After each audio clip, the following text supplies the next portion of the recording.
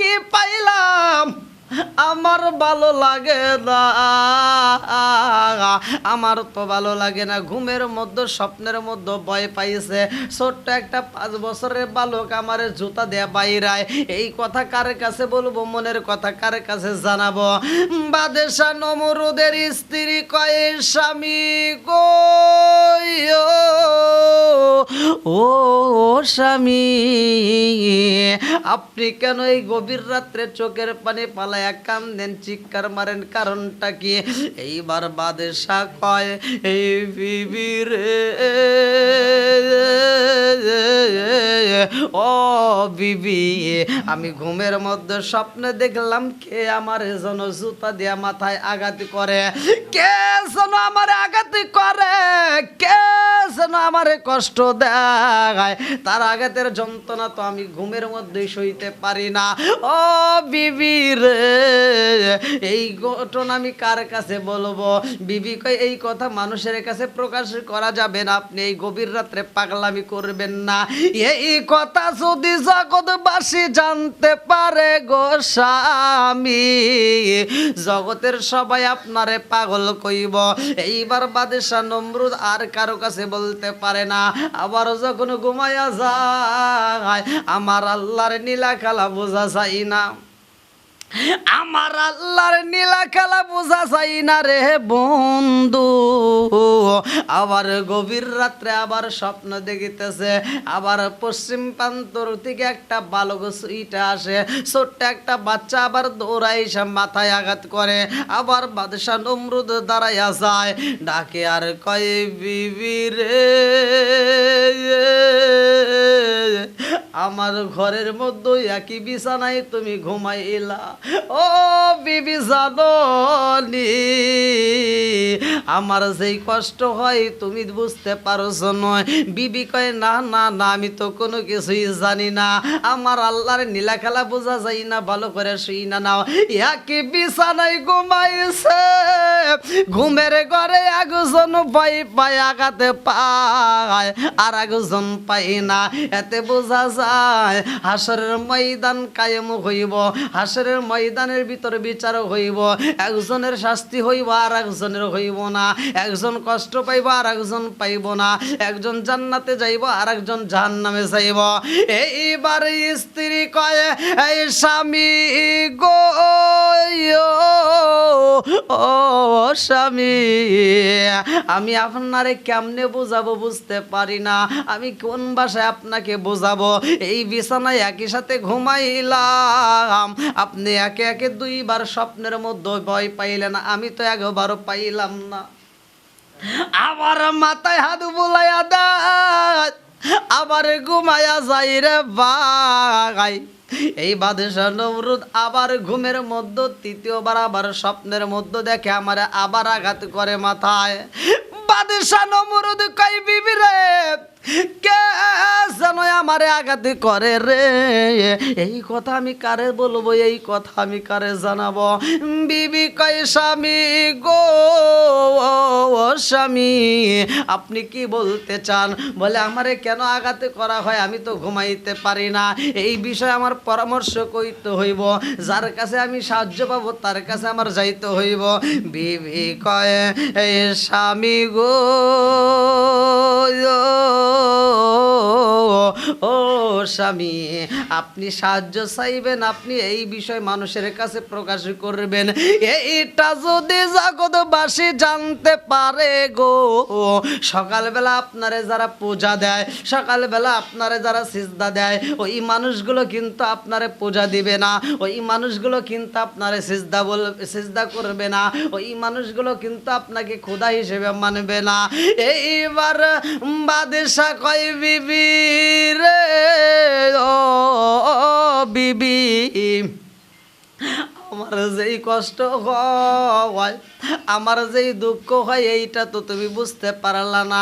আমাকে খোদা হিসেবে মানুক বা না মানুক, এই বিষয় আমার তদন্ত করতে হইব, এই বিষয় আমার জানতে হইব। স্বপ্নের ব্যাখ্যা যারা জানতে পারে এই সমস্ত লোকদেরকে একত্রিত করা হোক।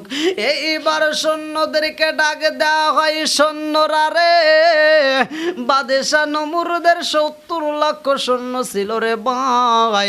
সব সৈন্যদেরকে ডাক দেয়া বলা হয়, ব্যাখ্যা করতে পারে কে, স্বপ্নের ব্যাখ্যা কে ভালো জানে, এই সমস্ত মানুষদেরকে একত্রিত করা হোক।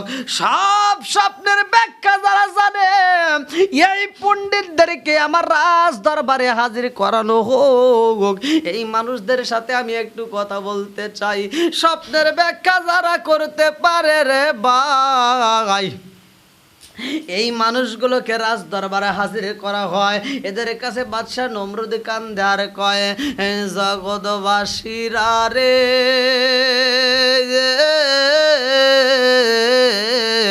ও জগৎবাসীরা, জাননি আমি ঘুমের মধ্যে একে একে 3 বার স্বপ্ন যুগে পাইলাম।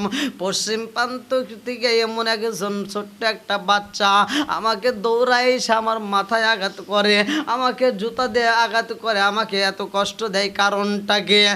এই স্বপ্নের ঘটনা শোনার পরে সব স্বপ্নের ব্যাখ্যা কারকরা কয়, বাদশা গো, আমরা বুইজা পালাইছি বাদশা গো, বাদশা, আপনাকে ছোট্ট একটা বাচ্চা আঘাত করে, এর কারণ হইল ভালো করে শুইনা নেয়, এই দুনিয়াতে এমন একটা সন্তান আইব গো,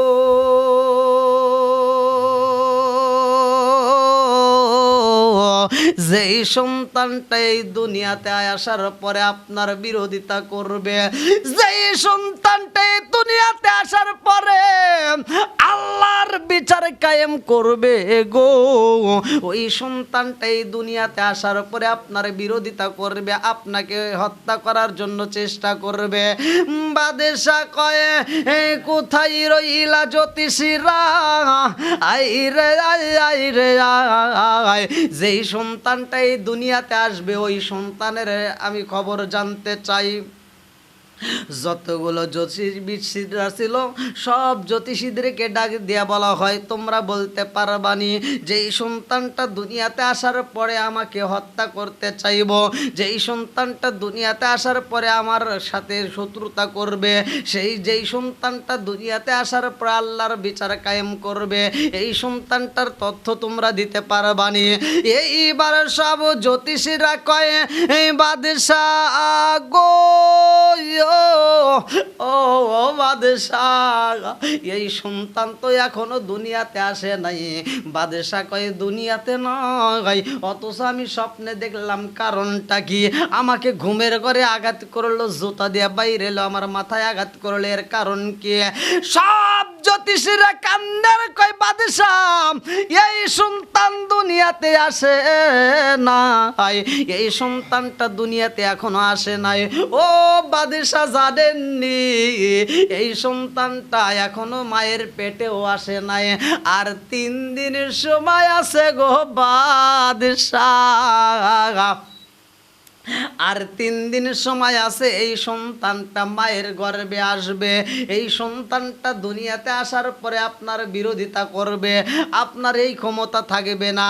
ক্ষমতা তো বাদশা কেন, কারোই থাকবে না। এই জন্য তো আমার আল্লাহ কোরআনুল কারীমের ভিতর উল্লেখ করেছেন, ভালো করে শুই না না, কুলিল্লাহুম্মা মালিকাল মুলকি তুতিল মুলকা মান তাশাউ ওয়া তানজিউল মুলকা মিম্মান তাশাউ ওয়া তুইজ্জু মান তাশাউ ওয়া তুযিল্লু মান তাশাউ বিয়াদিকাল খায়র ইন্নাকা আলা কুল্লি শাইইন কাদির।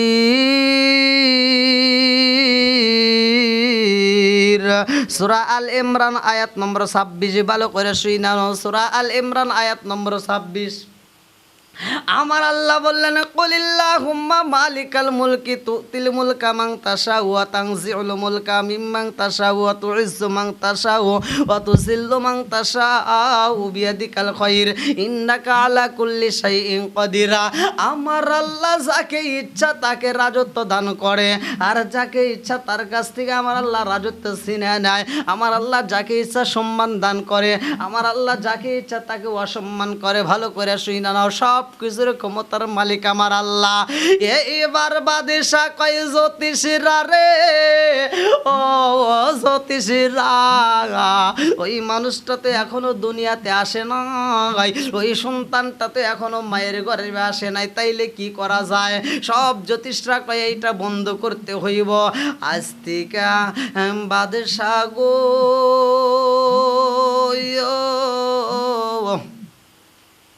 এই ব্যাবিলন শহর সহ আশেপাশে যতগুলো মানুষ আছে সব পুরুষদেরকে আপনার রাজ দরবারে বন্দি করতে হইব।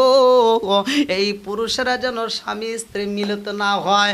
যদি স্বামী স্ত্রী মিলিত হয়ে যায় বাদশা গো, এই 3 দিনের মধ্যে ওই সন্তানটা মায়ের গর্ভে আসবে। যদি এইটা বন্ধ করতে পারেন ওই সন্তান আসতে পারবে না। বাদশা কয় এই জগৎবাসীরা রে,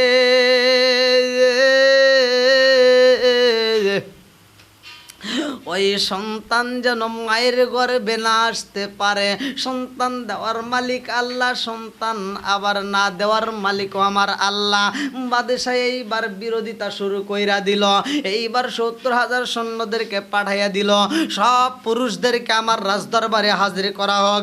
যেই পুরুষটা আমার রাজ দরবারে আসবে না ওই পুরুষটাকে হত্যা করা হইব, তাকে কিন্তু শাস্তি দিয়ে হত্যা করা হইব। তাড়াতাড়ি খবর দিয়ে দাও। এইবার সব পুরুষেরা রাজ দরবারে আইসা গেছে গো। বলল স্বামী স্ত্রী মিলিত হওয়া যাবে না, 3 দিন পর্যন্ত আমার দরবারে তোমরা সবাই বন্দি থাকবা, কেউই যাইতে পারবা না। বন্ধুরা রে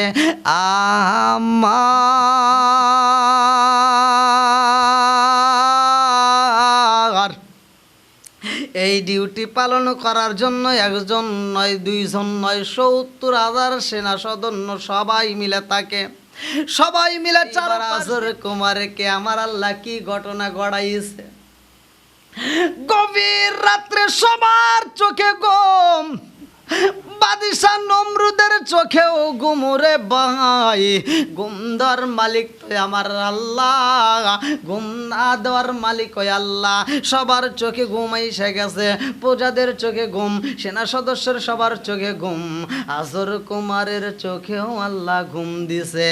আজর কুমার ঘুমের ঘরে স্বপ্নে দেখে গো, আজর কুমারের স্ত্রী সুন্দরী বিবি আজর কুমারের পাশে ঘুমায়া গেছে। আজর কুমারের পাশে ঘুমাইছে। আজর কুমার ঘুমের ঘরে স্বপ্নের মধ্যে দেখিতে পাইল বিবি তার দিকে সুন্দর মায়াবী দৃষ্টিতে তাকাইছে। আজর কুমার ঘুমের ঘরে বিবিরে আদর শুরু কইরা দিছে গো। বিবি কয় স্বামী গো, আমারও তো আদর পাইতে মন চায়। এই কথা শোনার পরে এইবার আজর কুমারের চোখের ঘুমটা ভাঙ্গা যায়। আজর কুমার ঘুমের ঘর দিকে দাঁড়াইয়া চিন্তা করে আমি কেমন স্বপ্নে দেখলাম গো, যে এই স্বপ্নের মধ্যে আমার বিবিরে আমি মনের মতো করে আদর করিতেছি। আজকে যদি আমি আমার বিবিরে সামনে পাইতাম গো, আমি মনের মতো আদর করতাম। আদর কুমারের মনের ভিতরে কল্পনা জল্পনা শুরু হয়ে গেছে। এইবার ঘুমের ঘর থেকে উঠা সিনি চিন্তা করলো আমি কেমনে এই ঘর থেকে বের হইব। ডাইনে তাকায়া দেখে সবাই ঘুমের ঘরে, বামে তাকায়া দেখে সবাই ঘুমাইছে, সামনে তাকায়া দেখে সবাই ঘুমাইছে, পিছনে তাকায়া দেখে সবাই ঘুমাইছে। দারোয়ান যারা দাঁড়ায় আছে গো, এই দারোয়ান গুলো দাঁড়ায়া দাঁড়ায় ঘুমাইতেছে। আমার আল্লাহ সবার চোখে ঘুম দিয়া দিছে। আজর কুমার আর ঘুমাইতে পারে না। এইবার বিবির কাছে যাওয়ার জন্য চটপট শুরু হয়ে যায়। গভীর রাত্রে আজর কুমার বাড়ির দিকে রওনা দিছে গো। আমার আল্লাহ আজর কুমারের স্ত্রীর চোখের ভিতরে ঘুম দিয়ে দিছে। ঘুমের মধ্যে স্ত্রীও স্বপ্নের মধ্যে দেখতে পারতেছে আমার স্বামী আইসা আমারে আদর করে। আদরে কুমারের স্ত্রী ঘুমের ঘরে দেখে আমার স্বামী আমারে আদর করে গো। এই দৃশ্য দেখে তার ঘুমটাও ভেঙে যায়। এমন সময় দরজার মধ্যে টোকা পইরা গেছে। এইবার স্ত্রী চিন্তা করে গভীর রাত্রে কে আসলো। এই মুহূর্তে তো কোনো মানুষ আসতে পারবে না কারো বাড়িতে, এই মুহূর্তে কোনো পুরুষ আসতে পারবে না। এই সময় আমার ঘরে টোকা দেয় কে? ঘরের দরজাটা যখন খোলা হয় গো, প্রাণের স্বামীর দেখা কয়ে স্বামী গো, ও স্বামী আপনি এই গভীর রাত্রে কেমনে আসলেন? এই কথা যদি পাড়াপড়শি জানতে পারে হে গো, পাড়া প্রতিবেশীরা যদি বাদশাহ নমরুদের কানে ঘটনা জানাইয়া দেয়, তাইলে তো আপনাকে হত্যা করবে, আমারেও হত্যা করবে। ও স্বামী আপনি কেন এইভাবে আমার ঘরের ভিতর প্রবেশ করলেন, কারণটাকে? এইবার আজরে কুমারে কয় এই বিবি রে, ও বিবি আমি কেন আইছি জানোস নি? আমি কেন আইছি জানোস নি? ও বিবি আমার আসার একটা মাত্র কারণ, আমি ঘুমের ঘরে স্বপ্নের মধ্যে দেখলাম তোমারে আদর করতেছি। বিবি রে, ও বিবি আমার ঘুমটা ভাঙ্গার পরে আমি ঠিক থাকতে পারি নাই, আমি গোপনে চইলা আইছি, কেউ জানে না, সবার চোখে ফাঁকি দিছে। বিবি কয় স্বামী গো, ও স্বামী আপনি যেই স্বপ্ন দেখছেন আমি তো একই স্বপ্নে দেখছি। দেখাইছে কে? আমার আল্লাহ ঘুমের ঘরে যেই স্বপ্নটা স্বামী স্ত্রীর বইরা দেখাইয়া দিছে গো। এইবার বিবি কয় স্বামী গো এই ঘুমের ঘরে স্বপ্ন দেখার পরে আমার ঘুমটা ভেঙে গেছে। এমন সময় দরজায় টোকা পইরা গেছে। এইবার স্বামী স্ত্রী মিলিত হয়া গেছে গো। ওই দিন আমার আল্লাহ ওই রাত্রিতে হযরত ইব্রাহিম আলাইহিস সালাম রে মায়ের গর্ভে পাঠাইয়া দিছে। আজরে কুমার ঘুমের ঘরে থেকে এইবার সকাল হওয়ার আগে বলে বিবি রে আমার তাড়াতাড়ি যাইতে হইব বাদশার রাজ দরবারে। ও বিবি আমি যদি রাজ দরবারে না যাই, এই আমার আসার ঘটনা যদি জানতে পারে আমাকে হত্যা করবে, তোমারেও হত্যা কইরা দিব। এইবার গভীর রাত্রে চইলা গেছে এইবার রাজ দরবারে সবার সাথে। এইবার আজর কুমারও ঘুমাইয়া গেছে। সকালবেলা ভোর হওয়ার আগেই তো সে পৌঁছাইয়া গেছে। কেউ বুঝতে পারে নাই, কেউ জানতে পারে নাই। ওই দিন আমার আল্লাহ হযরত ইব্রাহিম আলাইহিস সালাম রে মায়ের গর্ভে পাঠাইয়া দিছে। আর কোন মহিলা পাই নাই, কারো ঘরে পাই নাই রে ভাই, কারো ঘরে দান করে নাই। আমার আল্লাহ আজর কুমারে ঘরে দান কইরা বালাইছে। এ আমার বন্ধুরা রে, একদিন যাই, 2 দিন যাই, 3 দিন যায়, 3 দিন পরে সব মানুষরে বিদায় দিবে। এমন সময় বাদশাহ নমরুদ এইবার স্বপ্নের ব্যাখ্যাকারক সহ যতগুলো জ্যোতিষরা ছিল সবাইকে ডাক দিয়ে বলে এইবার 3 দিন তো সব পুরুষরে বন্দি করে রাখছিলাম, এইবার তোমরা পরীক্ষা কইরা দেখো ওই সন্তানটা দুনিয়াতে, ওই সন্তানটা মায়ের গর্ভে আসছে কিনা। এইবার জ্যোতিষরা পরীক্ষা নিরীক্ষা কইরা কয় বাদশাহ গো,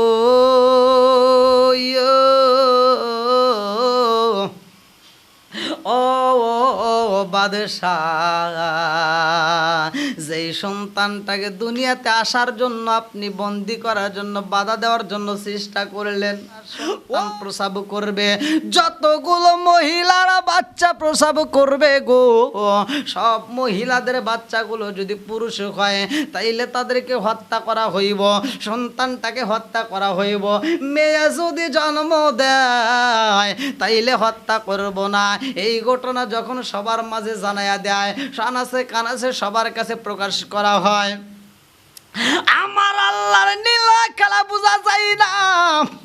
আজর কুমারের স্ত্রী গর্ভবতী হয়ে যায়, কিন্তু এই মহিলাটাকে দেখলে বোঝা যায় না। আমার আল্লাহর নীলা খেলা বোঝা যায় না। হযরত ইব্রাহিম আলাইহিস সালামের মায়েরা পেটটা উঁচু হয় না, মানুষ বুঝতে পারে না। যেই দিন ডেলিভারি হইব গো, যেই দিন ব্যথা শুরু হয়ে যায়, কে যেন ঘরের দরজার সামনে আইসা ডাক দেয়, ও ইব্রাহিম আলাইহিস সালামের মা, আপনি আর ঘুমের ঘরে থাকবেন না, ঘরের ভিতরে থাকবেন না। এই গভীর রাত্রিতে আপনি জঙ্গলের ভিতরে, পাহাড়ের ভিতরে, গর্তের মধ্যে চইলা যাবেন। আপনাকে আমার আল্লাহ অনুমতি দিছে, এইখানে আপনার থাকার প্রয়োজন নাই। এই পাগল নিয়ে এই গভীর রাত্রে জঙ্গলে চইলা গেছে গো। পাহাড়ের একটা গর্তের ভিতরে, ঘরের ভিতরে প্রবেশ করছে গো। ওই গর্তের মধ্যে আমার আল্লাহ হযরত ইব্রাহিম আলাইহিস সালাম রে দুনিয়াতে আগমন করেছে। ইব্রাহিম আলাইহিস সালাম দুনিয়াতে আসার পরে জনম দুখুনি মা বড় হওয়ার আগে দিয়া কান্দে আর কয়, আমার এই এত সুন্দর এই জাদুরে আমি কেমন রাইখা যাব গো।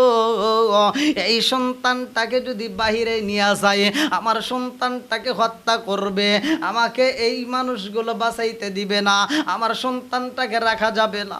আর জনম দুখুনি মা সইতে পারে না, সন্তানটাকে মনের মতো কইরা আদর করে, বুকের উপরে চাপ দিয়ে কান্দে আর কয়, জাদুরে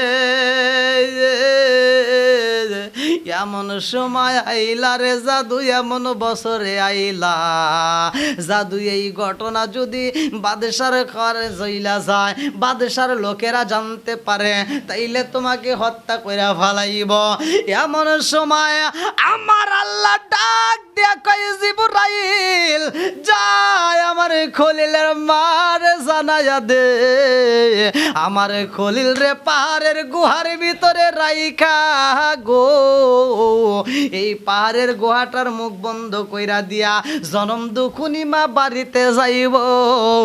আর আমার খলিল রে দেখার দায়িত্ব আমি জিবরাইল রে দিয়া দিলাম। যাও যাও যাও, আমার খলিল রে দেখার দায়িত্ব তোমারে দিয়া দিলাম, তুমি ডিউটি পালন করবা।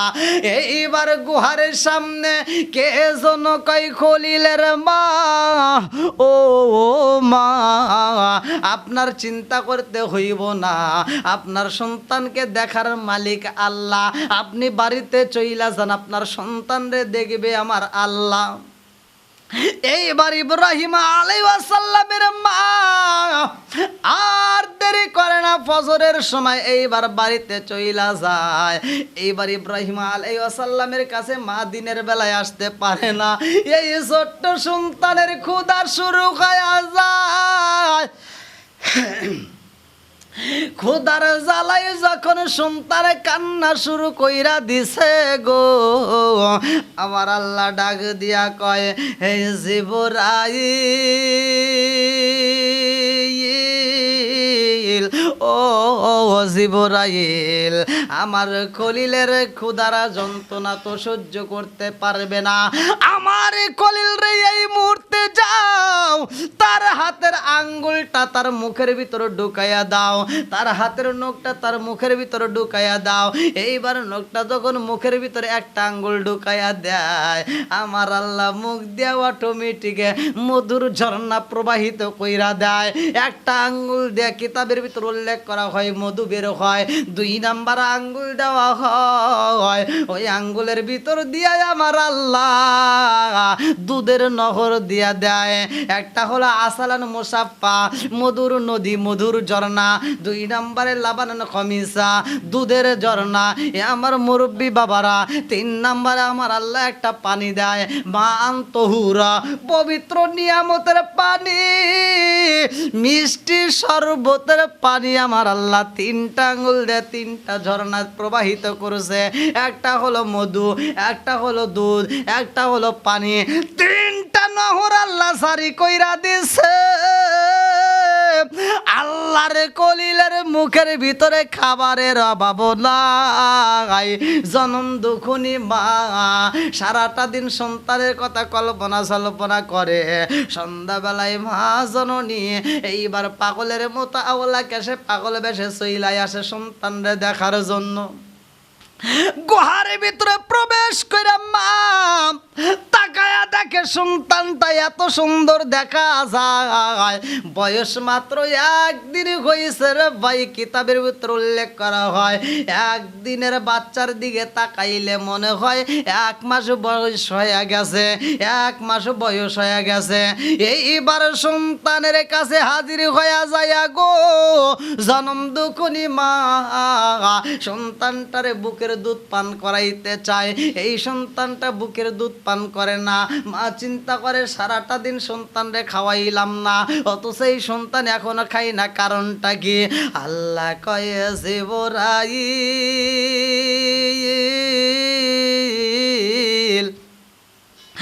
আমার কলিলের মা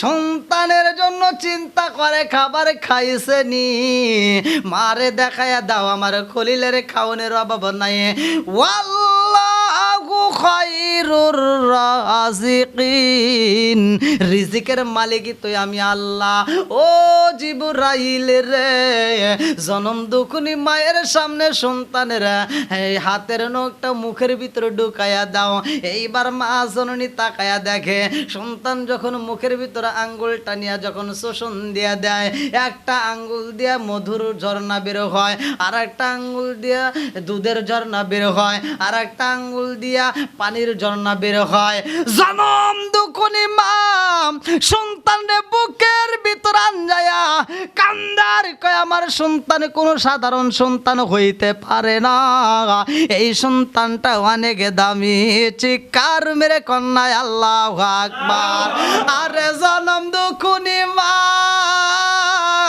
সন্তানের দিকে তাকায়া দেখে 1 মাস বয়সে যেই বাচ্চাগুলো হয় আমার সন্তানটা মনে হয় 1 মাসে হয়ে গেছে 1 দিন যায় 2 দিন যায় 3 দিন যায় 3-4 দিন যায় 5 দিন যায় এই রকম 21 দিন যখন পার হয়ে যায় জনম দুখুনি মা কয় 21 দিনের বাচ্চার দিকে তাকাইলাম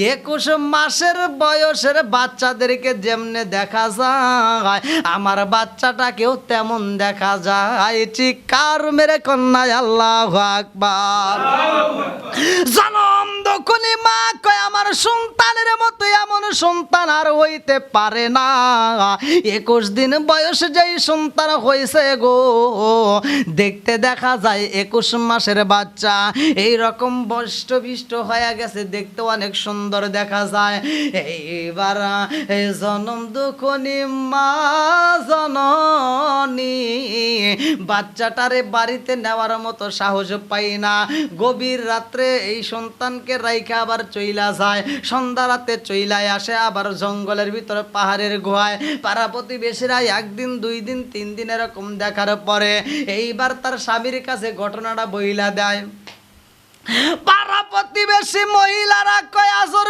কুমার তুমি রাজ দরবারে তুমি ডিউটি পালন করো বাড়ির খবর জানো নি বলে বাড়ির কি খবর এইবার পাড়া প্রতিবেশী মহিলারা ডাক দিয়া কয় জানো নি